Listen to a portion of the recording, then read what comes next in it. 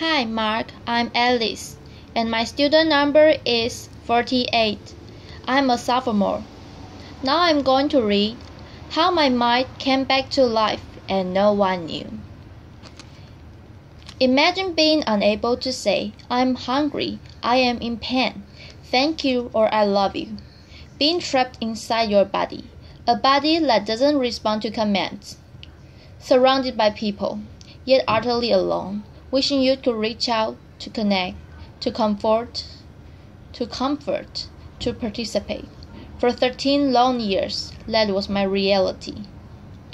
Most of us never think twice about talking, about communicating. I've thought a lot about it. I've had a lot of time to think. For the first 12 years of my life, I was a normal, happy, healthy little boy. Then everything changed. I contracted a brain infection. The doctors wasn't sure what it was, but they treated me the best they could. However, I progressively got worse. Eventually, I lost my ability to control my movements, make eye contact, and finally, my ability to speak. While in hospital, I desperately wanted to go home. I said to my mother, "When home?" Those were the last words I ever spoke with my own voice. I would eventually fail every test for mental awareness. My parents were told I was as good as not there, a vegetable having the intelligence of a 3-month-old baby. They were told to take me home and try to keep me comfortable until I died. My parents, in fact, my entire family's lives, became consumed by taking care of me the best they knew how. Their friends drifted away. 1 year turned to 2, 2 turned to 3. It seemed like the person I once was began to disappear.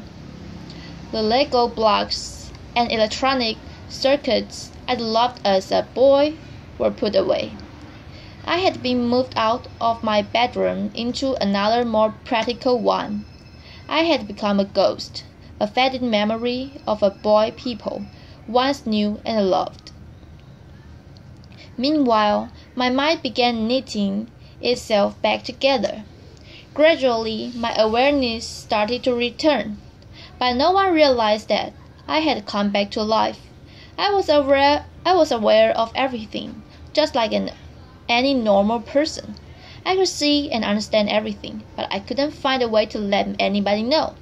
My personality was entombed with a seemingly silent body, a vibrant mind hidden in plain sight within a chrysalis. The stark reality hit me that I was going to spend the rest of my life locked inside myself, totally alone. I was trapped with only my thoughts for company. I would never be rescued. No one would ever show me tenderness. I would never talk to a friend. No one would ever love me. I had no dreams, no hope, nothing to look forward to. Well, nothing pleasant. I lived in fear and, to put it bluntly, was waiting for death to finally release me, expecting to die all alone in a care home. I don't know if it's truly possible to express in words what it's like not to be able to communicate.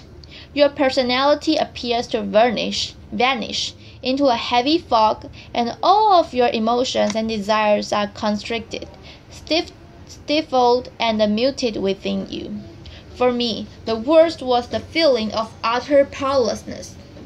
I simply existed. It's a very dark place to find yourself because, in a sense, you have vanished. Other people controlled every aspect of my life. They decided what I ate and when, whether I was laid on my side or strapped into my wheelchair. I often spent my days positioned in front of the TV watching Barney reruns. I think because Barney is so happy and jolly, and I absolutely wasn't. It made it so much worse. I was completely powerless to change anything in my life or people's perceptions of me. I was a silent, invisible observer of how people behaved when they thought no one was watching. Unfortunately, I wasn't only an observer. With no way to communicate, I became the perfect victim. A defenseless object, seemingly devoid of feelings that people used to play out their darkest desires. For more than 10 years, people who were charged with my care abused me physically, verbally, and sexually. Despite what they thought I did feel, the first time it happened, I was shocked and filled with disbelief. How could they do this to me? I was confused. What had I done to deserve this? Part of me wanted to cry and another part wanted to fight. Hurt, sadness, and anger flooded through me. I felt worthless. There was no one to comfort me. But neither of my parents knew this was happening. I lived in terror, knowing it would happen again and again. I just never knew when. All I knew was that I would never be the same. I remember once listening to Whitney Houston singing, "No matter what they take from me, they can't take away my dignity." And I thought to myself, you want to bait? Perhaps my parents could have found out and could have helped.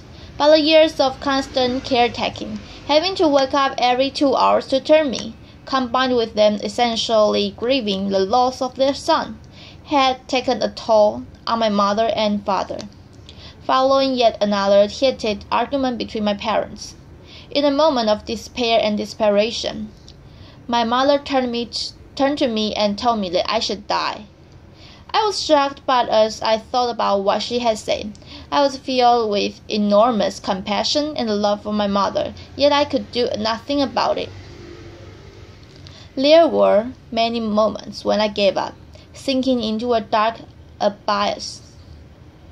I remember one particularly low moment.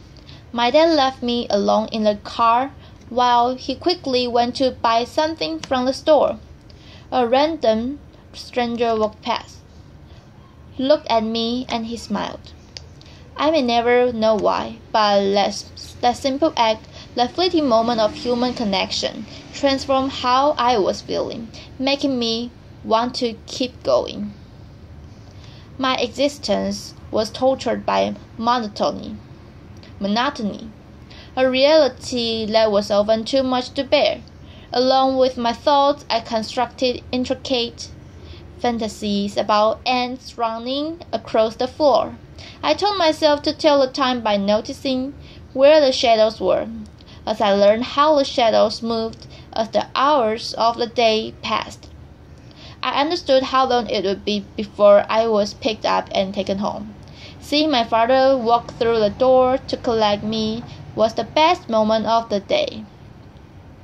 My mind became a tool that I could use to either close down, to retreat from my reality, or enlarge into a gigantic space that I could fill with fantasies. I hoped that my reality would change and that someone would see that I had come back to life. But I had been washed away like a sand castle, built too close to the waves. And in my place was the person people expected me to be. To some I was Martin, a vacant shell, the vegetable, deserving of harsh words, dismissal, and even abuse. To others I was the tragically brain-damaged boy who had grown to become a man, someone they were kind to and cared for, good or bad. I was a blank canvas onto which different versions of myself were projected. It took someone new to see me in a different way. An aromatherapist began coming to the care home about once a week. Whether through intuition or her attention to details that others failed to notice, she became convinced that I could understand what was being said. She urged my parents to have me tested by experts in augmentative and alternative communication, and within a year I was beginning to use a computer program to communicate. I was exhilarating, but frustrating at times. I had so many words in my mind that I couldn't wait to be able to share them. Sometimes I would say things to myself simply because I could. In myself, I had a ready audience, and I believed that by expressing my thoughts and wishes, others would listen too. But as I began to communicate more, I realized that it was in fact only just the beginning of creating a new voice for myself. I was thrust into a world I didn't quite know how to function in. Stopped going to the care home and managed to get my first job making photocopies. As simple as this may sound, it was amazing. My new world was really exciting, but often quite overwhelming and frightening. I was like a man-child, and as liberating as it often was, I struggled. I also learned that many of those who had known me for a long time found it impossible to abandon the idea of Martin they had in their heads, while those I had only just met struggled to look past the image of a silent man in a wheel car. I realized that some people would only listen to me if what I said was in line with what they expected. Others, it was disregarded and they did what they felt was best. I discovered that true communication is about more than merely physically conveying a message. It is about getting the message heard and respected. Still, things were going well. My body was slowly getting stronger. I had a job in computing that I loved, and had even got Kojak, the dog I had been dreaming about for years.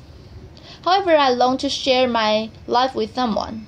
I remember staring out the window as my dad drove me home from work, thinking I have so much love inside of me and nobody to give it to. Just as I had resigned myself to being single for the rest of my life, I met Joanne. Not only is she the best thing that has ever happened to me, but Joanne helped me to challenge my own misconceptions about myself. Joanne said it was through my words that she fell in love with me. However, after all I had been through, I still couldn't shake the belief that nobody could truly see beyond my disability and accept me for who I am. I also really struggled to comprehend that I was a man. The first time someone referred to me as a man, it stopped me in my tracks. I feel like looking around and asking, who, me? That all changed with Joanne. We have an amazing connection, and I learned how important it is to communicate openly and honestly. I felt safe, and it gave me the confidence to truly say what I felt. I started to feel whole again, a man worthy of love. I began to reshape my destiny. I spoke up a little more at work. I asserted my need for independence to the people around me. Being given the means of communication changed everything. I used the power of words and the will to challenge the preconceptions of those around me and those I had of myself. Communication is what makes us human, enabling us to connect on the deepest level with those around us, telling our own stories, expressing wants, needs, and desires, or hearing those of others by really listening. All this is how the world knows who we are. So who are we without it? True communication increases understanding and creates a more caring and compassionate world. Once I was perceived to be an inanimate object, a mindless phantom of a boy in a wheel car. Today I'm so much more a husband, a son, a friend, a brother, a business owner, a first-class honors graduate, a keen amateur photographer. It is my ability to communicate that has given me all this. We are told that actions speak louder than words. But I wonder, do they? Our words, however we communicate them, are just as powerful, whether we speak the words with our own voices, type them with our eyes, or communicate them non-verbally to someone who speaks them for us. Words are among our most powerful tools. I have come to you through a terrible darkness, pulled from it by carrying souls and by language itself. The act of you listening to me today brings me farther into the light. We are shining here together. If there is one most difficult obstacle to my way of communicating, it is that sometimes I want to shout and other times simply to whisper a word of love or gratitude. It all sounds the same, but if you will, please imagine these next two words as warmly as you can. Thank you. Bye bye, Mark.